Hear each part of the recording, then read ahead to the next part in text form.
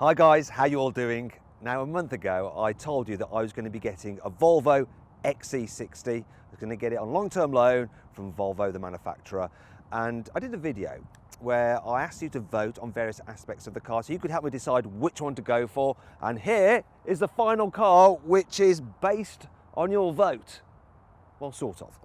You see, I have a little bit of a confession to make. So I asked you guys to vote over 5 different categories, and one of the categories I asked you to vote for was whether I should have the sporty R design or the posher looking Inscription car. You voted 60% for the R design, but I've actually gone for an Inscription. Now, there is a reason for that. This isn't just an Inscription, it's an Inscription Pro. So Volvo said to me, you can have the R design, like your viewers voted for, but we actually have an Inscription Pro available which you could have instead, and you know, it's just got more kit on it. Sorry, I've been greedy, I've just gone for the Inscription Pro, and that brings me on to the other thing where I kind of didn't do quite as you voted. So I gave you 3 colour choices: a blue, this grey, or a red. This grey was actually your second choice, but as it was available on that Inscription Pro car, I just went with it and thought you'd be fine. Sorry if I let you down a bit, but it's going to work out okay because everything else I did exactly as you told me, as I'll show you now.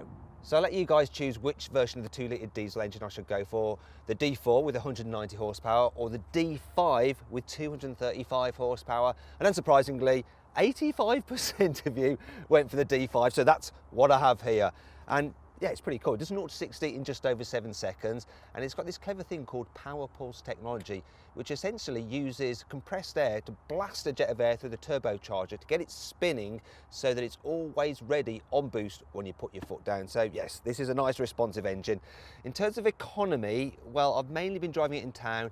I'm only averaging about 36 miles per gallon at the moment, but I want to get this up to about 45, then I'll be happy. Another thing I wanted you guys to help me choose was the colour of the interior. So I gave you 2 choices. One was for charcoal, dark interior, or the other was for light interior, the blonde. And you know how you voted, don't you? You can tell, it's pretty blooming obvious. So 56% of you went for the lighter interior, and I'm so glad you did. I love this light interior, it's really nice. It just lifts the cabin, I think, over the dark ones. And like I said in my original video, I don't have kids, so I don't have to worry about people getting it all messy. And I give the car back in about 4 or 5 months, so if it gets dirty, then Volvo can clean it, can't they? It's a little bit cheeky actually, but yeah, I'm glad you picked this colour, it's nice. Another choice I gave you guys was with a selection of options. So I listed 5 different options, and I asked you to vote on which were your favourite, and that I would pick a car which had your top 3 options. And so I've done that. One of the options that you wanted, one of your top 3, was the panoramic glass sunroof. And I really like it. I have it open the whole time. I always have the blind back, and you can vent it as well. Look, you can open it properly. Let the sun in. I do like this feature. It's nice having the sunroof. Makes the cabin feel nice and spacious and airy. Another option that I went for was the surround view cameras. Now I can't get them on without the engine running, but I'll do a cutaway now so you can see them. Now these are really, really useful. Where I live in London, there's lots of width restrictors, and because I don't want to damage the alloy wheels, it lets you see round the car so you can squeeze through tight spaces without scratching any of the bodywork. They're really useful. Wouldn't do without them, to tell you the truth. So then, what was the third option you guys voted for that you wanted to see on my Volvo XC60?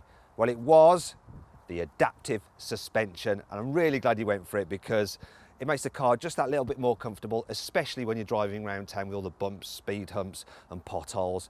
Also, you get air suspension on the rear when you have the adaptive setup, and you can lower the car's ride height if you want to, which is handy if you need to lift heavy items into the boot.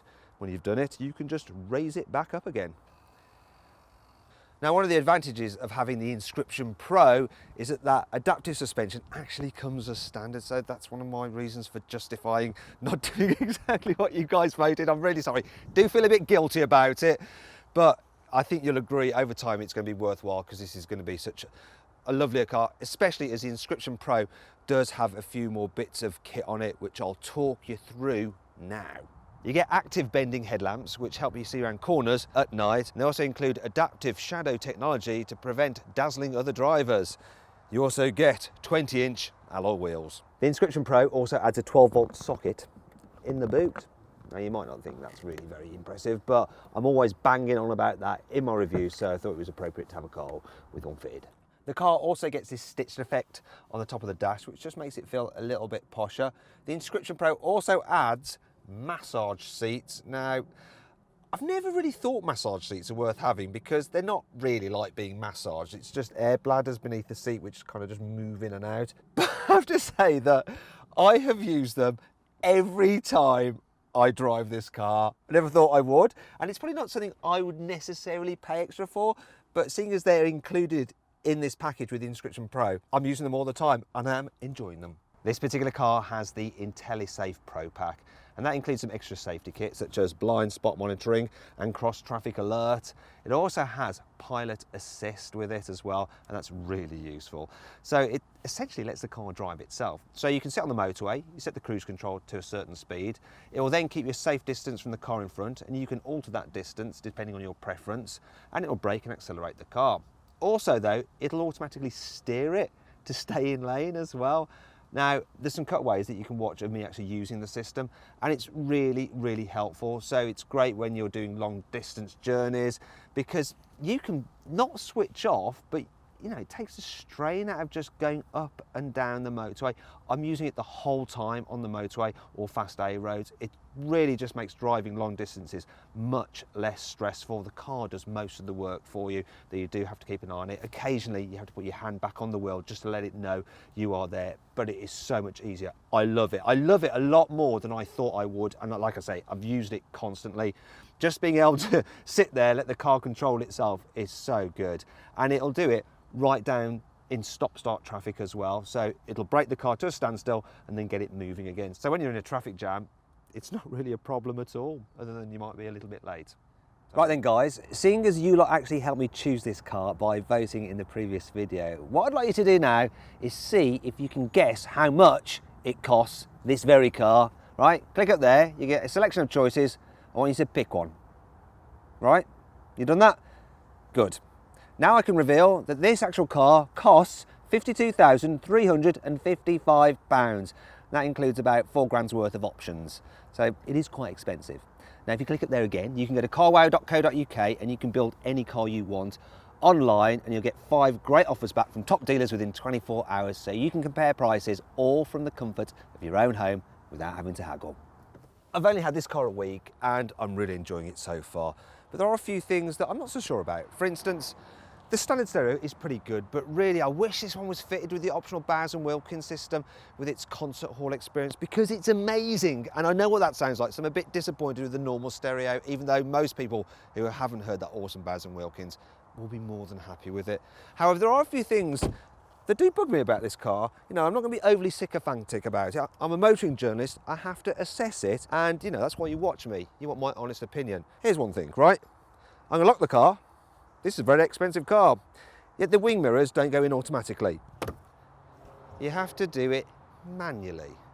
Then at the boot, you do have an automated tailgate on this car, which is handy. Go on, up. But the load cover, it doesn't retract automatically like it does on some other cars. I think you can get that maybe as an option, I'm not sure, I'll look into that. You have to do it manually, and it's all a bit of a, ah! See, that happens. Maybe I'm an idiot, but I find it a bit of a faff.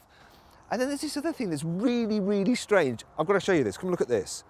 Like I say, I've had the car a week, and I've noticed this. Look at this mottling effect on this bit of trim. I don't know what's happened. It's like oxidized and gone all weird. I don't know whether someone sprayed something on it. It's going up here a bit. There's nothing else on the rest of the paintwork. It's like this is a little bit defective. It's very odd. I'm going to have to take that back to a dealer and see if they can figure it out, because I don't want it spoiling the look of the car. You know, it's brand new, it's meant to be beautiful, and that is really doing my OCD in. Anyway, I hope you enjoyed this video.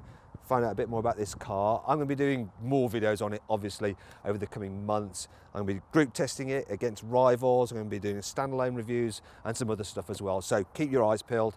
Now, if you click up there, you can actually subscribe to this channel for more videos on this car and more car wow videos. Make sure you turn your notifications on though, so you get an alert when we post a new video, and click either side of me for some other video reviews.